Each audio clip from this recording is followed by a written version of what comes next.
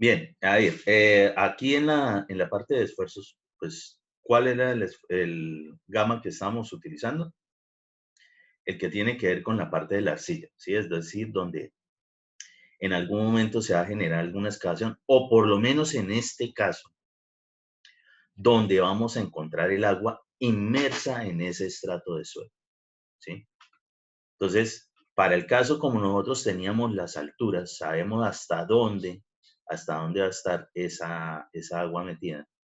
Entonces nosotros siempre, pues en este caso vamos a tener esa diferencia, es decir, lo que me queda de suelo por encima de ese punto de análisis.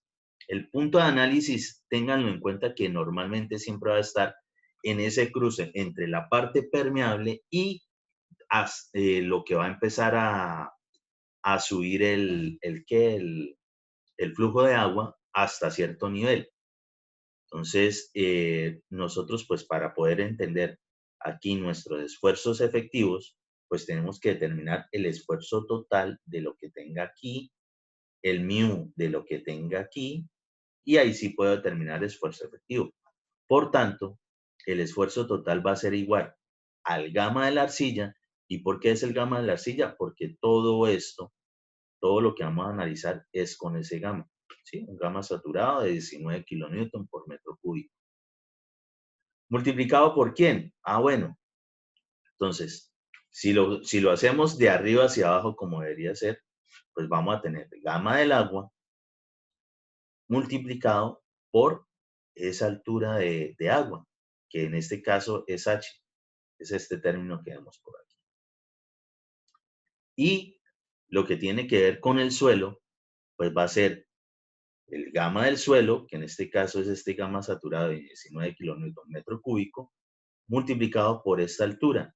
¿Cuál es esta altura? Sí la tenemos, 7 menos 5, que es lo que tenemos aquí. Entonces, para el caso esto sería igual a 19 por 2, ¿sí? 19 kilonewton metro cúbico por 2. Como estamos kilonewton sobre metro cúbico y estos son metros, pues al generar la multiplicación, de ahí es donde me va a salir este término de 38 kilonewton por metro cuadrado, ¿sí? El gamma del agua, sí, no lo sabemos. Para el caso, pues nosotros lo utilizamos con 10, ¿sí? Y H, pues es lo que necesitamos determinar. Después, en lo que tiene que ver con el mu, ¿sí? Pues nosotros vamos a tener esta altura completa de lo que es la parte del agua, ¿sí? Tenemos el nivel total que hay desde el punto de análisis por encima hasta el nivel que viene en el pesómetro, 4.5 metros. Entonces, siempre vamos a tomar eso como la referencia. Entonces, 4.5 metros multiplicamos por el gamma del agua, ¿sí? Pues eso acá y siempre, como esto es en kilonewton sobre metro cúbico, me va a dar 45 kilómetros sobre metro cuadrado. ¿Y de dónde sale este término? Ah, pues el término que está acompañando por acá es, ¿sí? Simplemente se despeja. ¿Cuándo qué? Cuando hacemos precisamente la operación de meter el esfuerzo total aquí, el mu aquí, y hacer el esfuerzo efectivo igual a 0. Y simplemente despejamos. Pues por estar acá un factor, es decir, una multiplicación, y si voy a despejar este, obligatoriamente algún término me tendrá que salir como denominador. Pues, ¿qué? Pues ese término que tengo acá. Y pues para el caso así se estaría desarrollando ese ejercicio.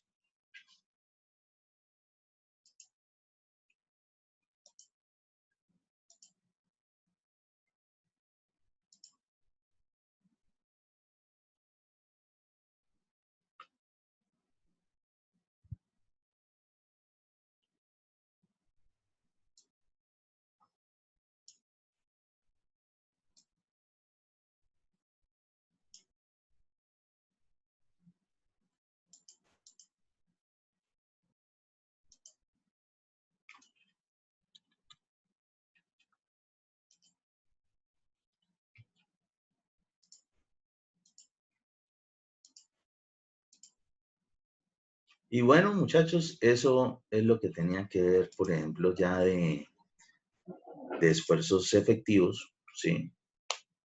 Respecto a los temas. Hay otro tema, si por favor, si de pronto llegan a encontrar algunos ejercicios que tengan que ver con eso, de, de flujo descendente, ¿sí? Perfectamente, por favor, los incluyen ¿qué? En sus desarrollos. Yo sé que sí lo pueden encontrar perfectamente. Es prácticamente el mismo proceso. Lo único es que el término que antes estábamos mirando, vuelvo allá.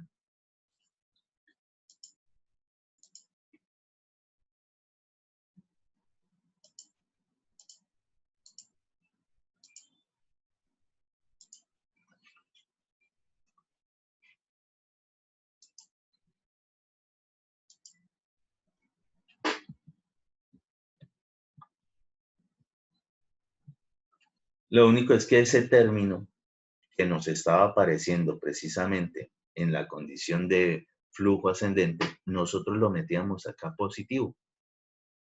Simplemente cuando es flujo descendente, es decir, cuando el nivel de los piezómetros no está por encima del nivel, sino que está es por debajo, pues si está por debajo se supone que sí va a haber un gradiente hidráulico porque seguro que se generó una cabeza piezométrica.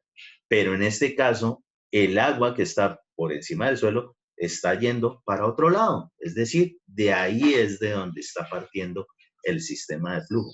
Entonces, en ese caso es un flujo descendente y para esos casos de flujo descendente, el símbolo, ¿sí? Que nosotros metemos aquí positivo en la parte de mu, ya no va a ser positivo sino negativo. Y el resto es exactamente el mismo procedimiento. ¿Sí?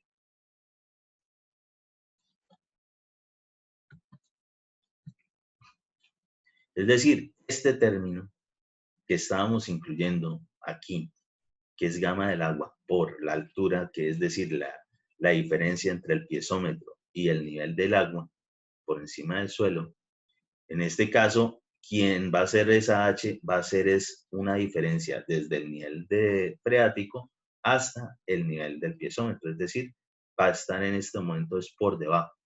En ese caso, en ese caso, ya no es un término positivo agregado a lo típico que sabemos desarrollar de mu por gama del agua, sino que se lo restamos única y exclusivamente cuando el nivel freático por encima del suelo o en el suelo está superior al nivel que encontramos en el piezómetro, ¿sí? En ese caso es un flujo descendente y el resto es exactamente el mismo procedimiento.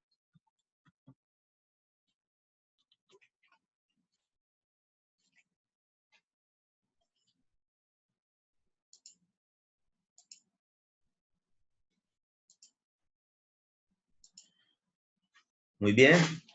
Otro de estos temas que tiene que ver con esta parte de esfuerzos también tiene que ver con algo de lo que era compactación, ¿sí? Es una mezcla como de esas dos cosas. Y es lo que tiene que ver con la compresibilidad y expansibilidad de los suelos. Entonces,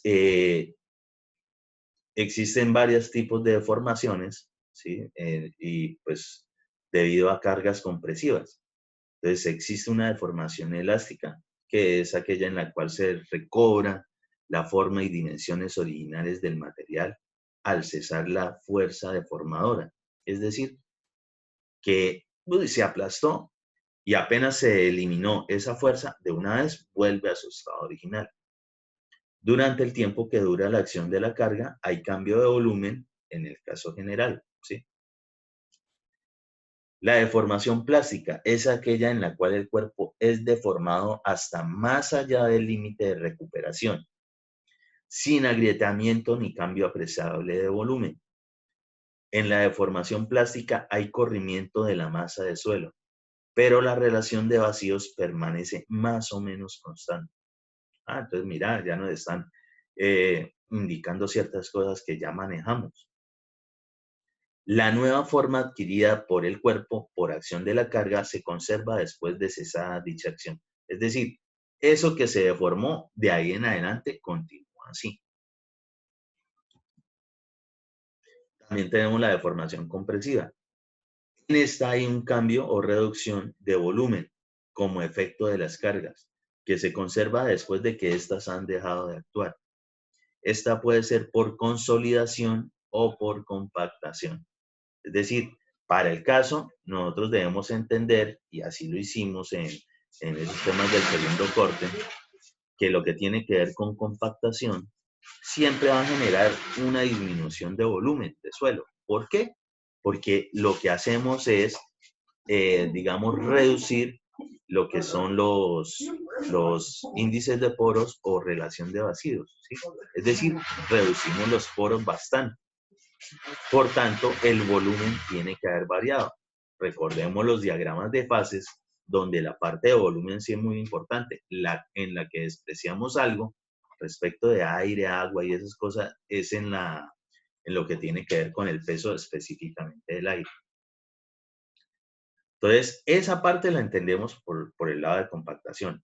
Y esta es la que de pronto no conocemos, consolidación, ¿sí? De acuerdo a la forma como se produzcan y actúen las cargas que originan la disminución del volumen del suelo. O sea que dependiendo de ese tipo de compactación, ¿sí? O ese tipo de compresión que se presenta debido a algunas cargas, esas cargas, según cómo se presenten, pueden generar ese tipo de deformación por consolidación y por compactación.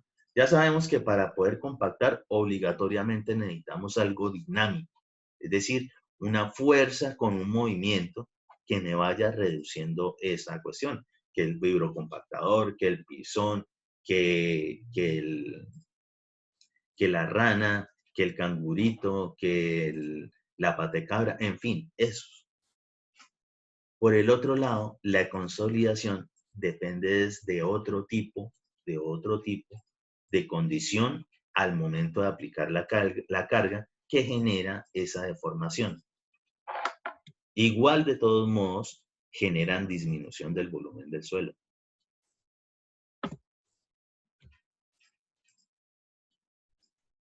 Entonces, en mecánica de suelos se llama consolidación a la reducción gradual de volumen de una masa de suelo resultante de su aumento en el esfuerzo compresivo debido a cargas estáticas. O sea que aquí de entrada podemos entender ya de eso que vimos en compactación, que sí existe una gran diferencia. Esto es con cargas estáticas, mientras que en el otro definitivamente hay algo dinámico. Y eso de reducción gradual de volumen significa que es poco a poco, ¿sí? Depende de cómo se presenta esa carga.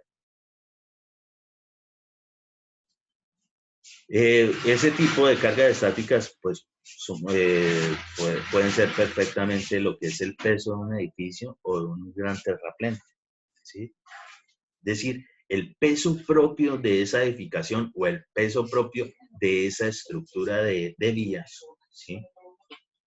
Sin necesidad de que eso esté saltando. Es decir, el edificio no está saltando, el terraplén no está saltando.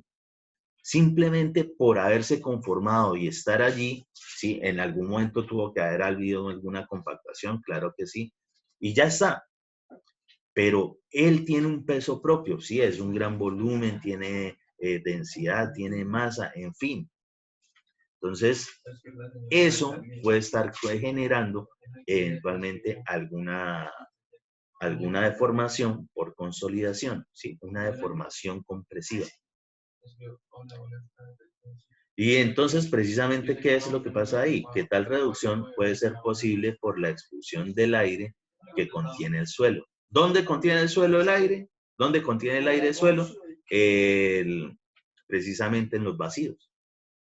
Por la expulsión del agua del mismo o por un reajuste de su estructura interna. Depende de lo que tengan los vacíos, aire, agua o ambas, ¿sí? Se va a reducir y él se va a reacomodar, ¿sí? Se va a reacomodar. Es decir, se reducen los vacíos y pues los vacíos empiezan a generar un tipo de movimiento en los granos del suelo.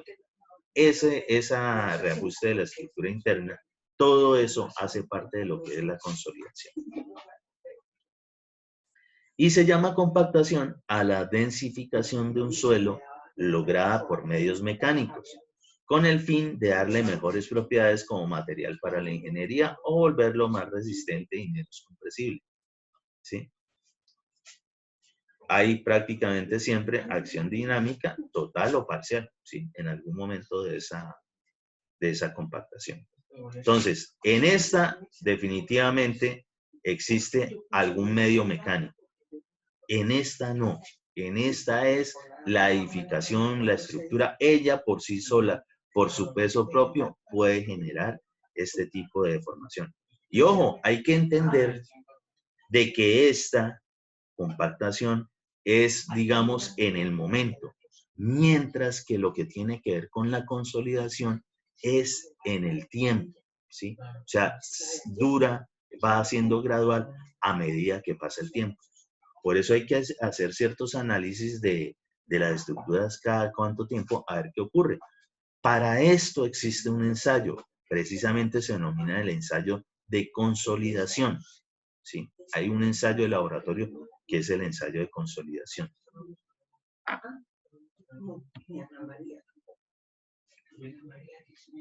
Las clases de consolidación instantánea, primaria y secundaria. Entonces, la consolidación instantánea o inicial. Por favor, alguien que me colabore ahí leyendo qué es la consolidación instantánea. Consolidación instantánea o inicial. Reducción inicial, comparativa rapidísima, del volumen de una masa de suelo bajo una carga aplicada, debida principalmente a la expulsión y compresión del gas que llena los vacíos del suelo, que procede a la consolidación primaria.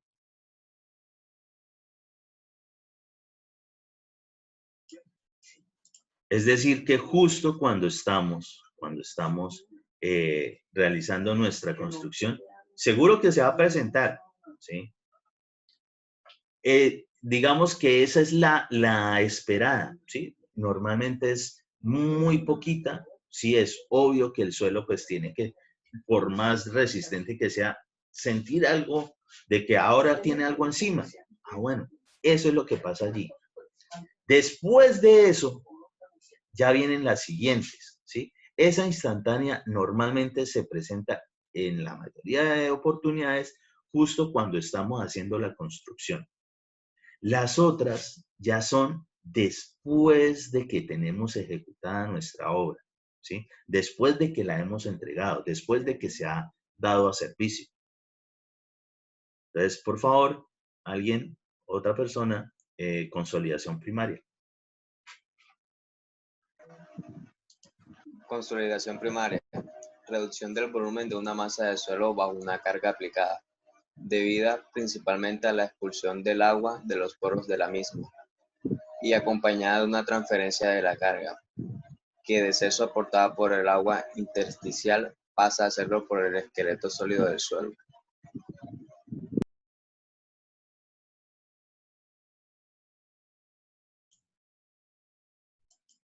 Claro, es de entender que si de pronto sí, y es lógico que sí, si está un agua contenida allí, ella tiene una presión y pues puede aguantar cierta cuestión, cierta carga. Pero si se está expulsando precisamente por la acción estática en el tiempo de esa estructura, de esa obra civil, pues alguien tiene que empezar a aguantar porque si no esa vaina se nos va a derrumbar, sí, va a colapsar. Entonces, en ese caso, pues para el que empieza a soportar o el quien empieza a ayudar a resistir eso que ahora ya no hay otro, es decir, supongan dos personas que están sosteniendo algún tipo de objeto, ¿sí? Muy pesado, y a alguna le toca irse, pues la otra tiene que empezar a maniobrar de forma tal de a ver cómo puede soportar eso. Eso es lo que está ocurriendo allí en ese momento. Y entonces el que pasa a, como quien dice, a ser el héroe del asunto, el que pasa a soportar ahora todo, es específicamente lo que tiene que ver con el esqueleto sólido a sólido, es decir, la parte del esfuerzo efectivo neto.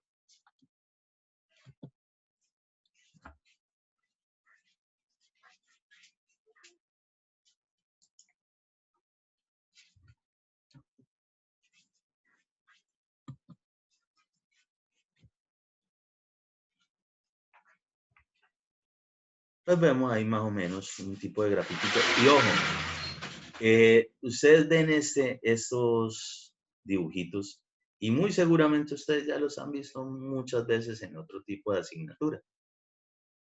Esto es la típica de un resorte, ¿sí?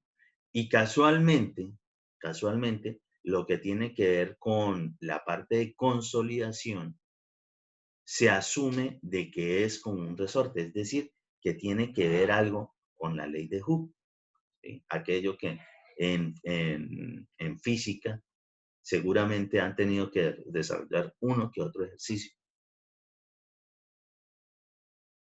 Entonces, eso es una consolidación primaria, ¿sí? Cuando se habla de consolidación simple, se entiende en general que se refiere a esta clase. Es decir, en algún texto pueden estar hablando de consolidación simple, vamos a estar hablando de la consolidación primaria, que es la más importante y la más estudiada a partir del análisis matemático. Y fue con el estudio de Terzaghi, al inicio del curso nosotros tuvimos por ahí una frase de este desocupado de suelos. Con este ustedes sí que van a tener que continuar en el siguiente curso haciendo cositas con Terzaghi. Este man estudió muchísimos suelos.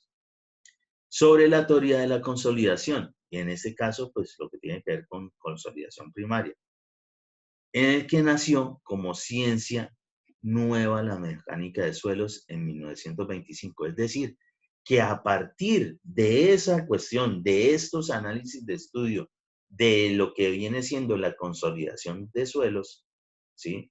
La consolidación primaria, todos esos ensayos que este man Terzaghi hizo, a partir de ahí es que realmente se conoce como la nueva mecánica de suelos, es decir, nació de verdad todo esto que hemos estado estudiando. A partir de todo eso,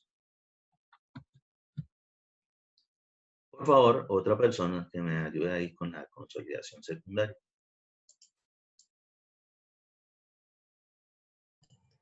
Se da este nombre a la reducción en volumen de una masa de suelo, causada por la aplicación de una carga debida principalmente al reajuste de la estructura interna de la masa de este.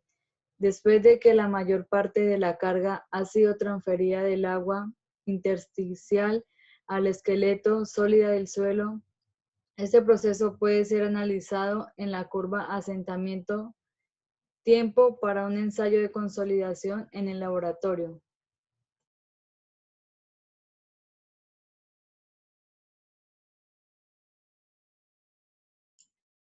Ya vamos a observar unos grafiquitos precisamente que son los que hay que como por lo menos saber de que existen, entenderlos, ¿sí?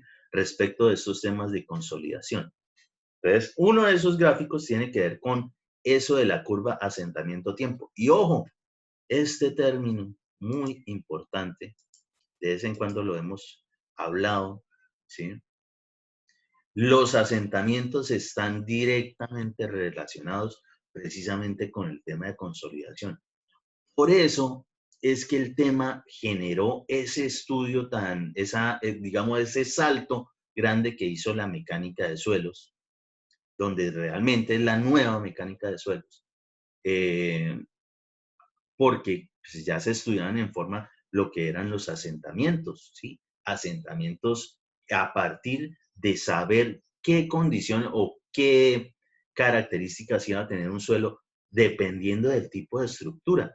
Ojo, ya no analizando el tipo de compactación, sino debida a la deformación, a la carga estática de la obra, es decir, al peso de toda esa estructura que iba a estar soportada en esa zona. Entonces quiere decir de que algo así ya no esté moviéndose, puede ser que en el tiempo genere ciertos asentamientos. Y de hecho es así. Los asentamientos normalmente no es que se presenten de, digamos, de un día para otro después de haber entregado un proyecto. La instantánea es justo cuando estamos construyendo, ¿sí? Porque pues, es la primera vez que ese suelo que muy seguramente hemos excavado, le hemos quitado material, hemos traído nuevo suelo, hemos mejorado sus condiciones, hemos compactado, se coloca la estructura, algo, un poquito, en ese momento se presenta asentamiento, la instantánea. Pero el resto va ocurriendo es a lo largo del tiempo, ¿sí? No es de una, no se va a evidenciar tan fácil.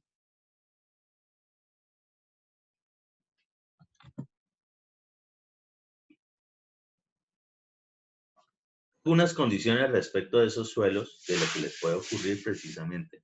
Entonces, para los suelos arenosos, pues sabemos que son suelos gruesos, que tienen alta permeabilidad, claro que sí. Entonces, ¿qué pasa con esos suelos? Que tienen asientos rápidos, es decir, el asentamiento es rapidísimo.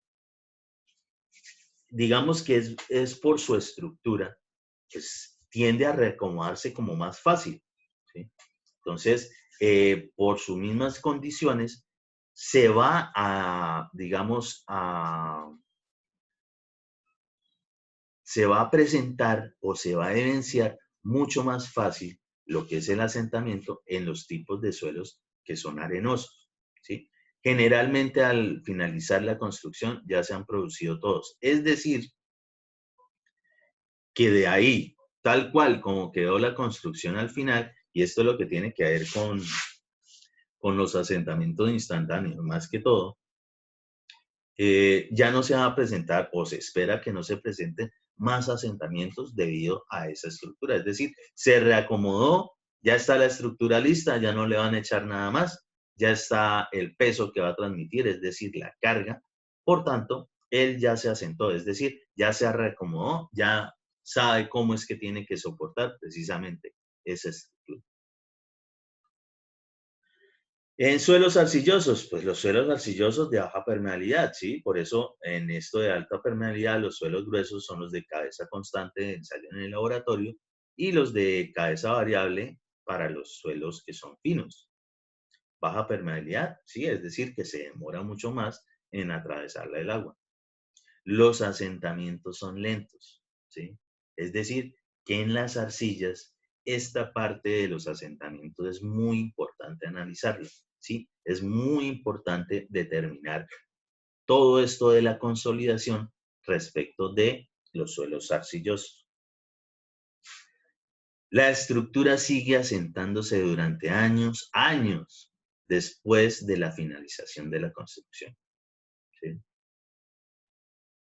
Entonces, precisamente sobre eso fue que trabajó el desocupado de Terzaghi en determinar cuánto iban a ser esos asentamientos totales y en qué tan rápido, ¿sí? La velocidad en que se iban a presentar. Es decir, a los tantos años, al tanto tiempo, puede estarse generando un asentamiento de 1 centímetro, 50 centímetros, 1 metro, 2 metros, 3 metros.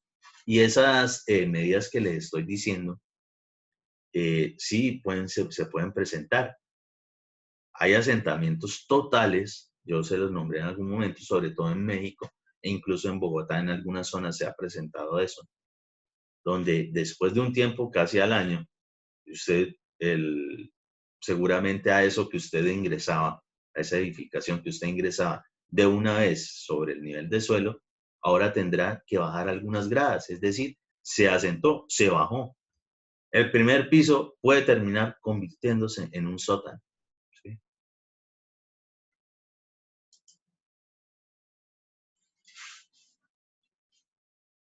Entonces,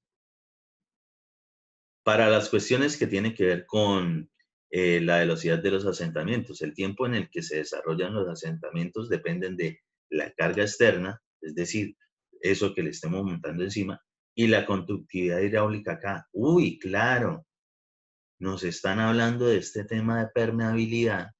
¿Por qué? Porque ya sabemos de que en algún momento había carga que estaba soportando precisamente el agua.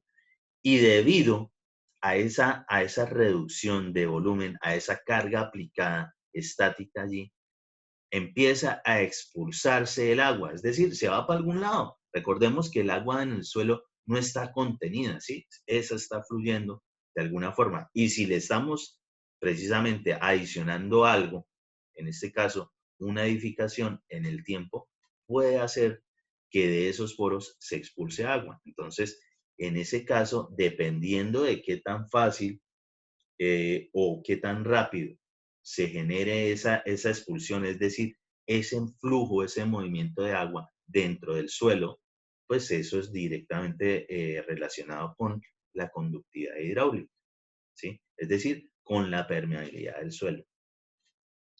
Entonces, para las condiciones de arenas, cuando es una arena seca, asentamiento instantáneo, es decir, esa vaina lo que quedó justo cuando uno termina de construir, ya no le pasa nada más. No saturados o saturados, entonces si el coeficiente de conductividad hidráulica o coeficiente de permeabilidad K es alto, se presentan los asentamientos instantáneos. Claro que sí, es decir, que rápidamente se evacúa el agua de ese estrato de suelo. En las arcillas, cuando está seca, entonces asentamientos instantáneos. Ah, mira, sí se pueden presentar también con las arcillas. Pero cuando están parcialmente saturados, el coeficiente de conductividad hidráulica K o coeficiente de permeabilidad es bajo, es decir, no es tan rápido, no se desplaza por ese medio tan rápidamente, ¿sí? El asentamiento es diferido en el tiempo. Y ese asentamiento diferido en el tiempo es específicamente la consolidación. Es decir, se va desarrollando a lo largo del tiempo.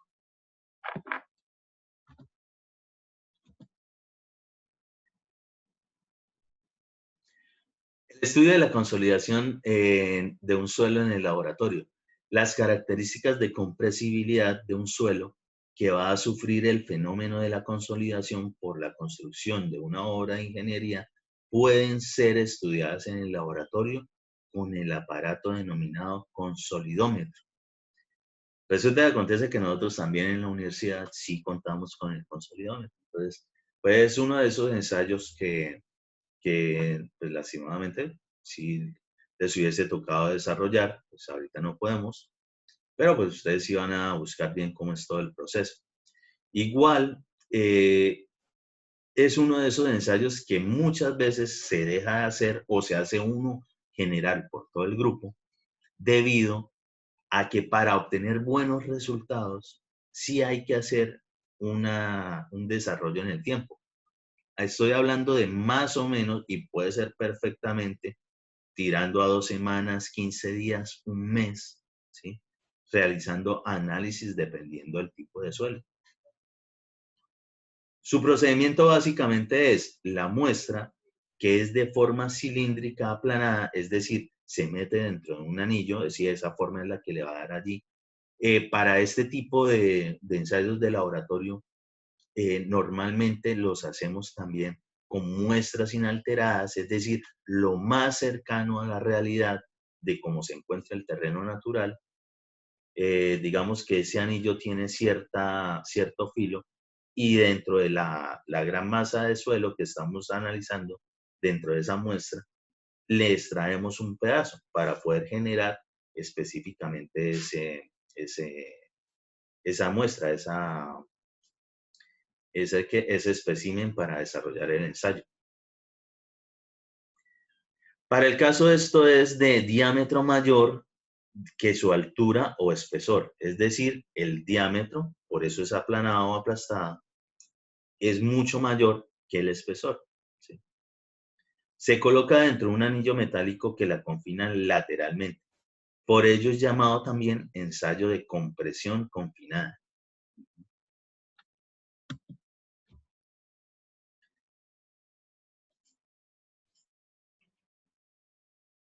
Y vemos, digamos, más o menos un corte de lo que nosotros podemos observar allí. ¿Qué vamos a tener? Bueno, un extensómetro. Un extensómetro no es más que un lector, hagan de cuenta un pequeño relojito, ¿sí? Una pequeña balanza.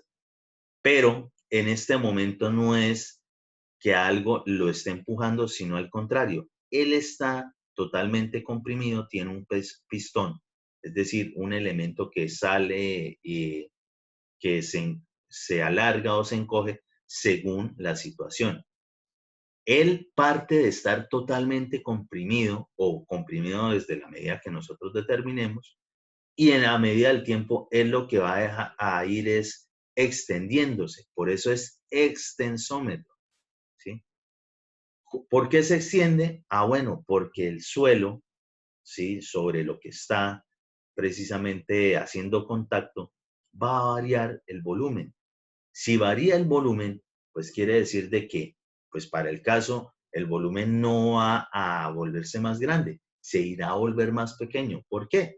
Por la acción de la carga que va a hacer que se expulse aire, agua de los vacíos. Por lo tanto, el extensómetro va a ir creciendo, ¿sí? Eso es lo que ocurre allí.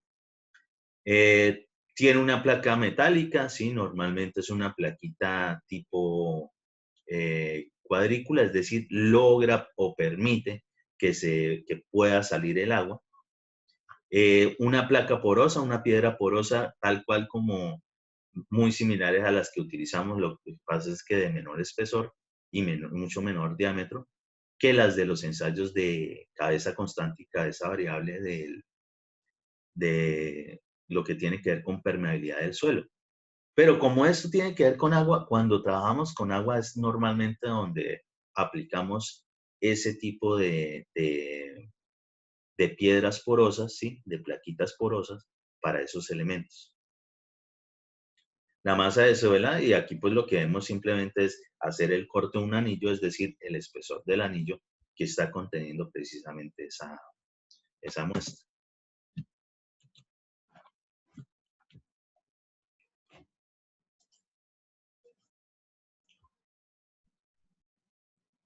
Estos son, ¿sí? Es una especie como de talanquera, de muelle, ¿sí? Como una pequeña balanza. Esto es el aparatico que nosotros tenemos allá en los laboratorios de la universidad. Muy similar a este. Ya se va a acabar esta sesión, ya les envío el nuevo link y miramos bien qué es lo que, pues, los elementos que componen precisamente ese ensayo de laboratorio.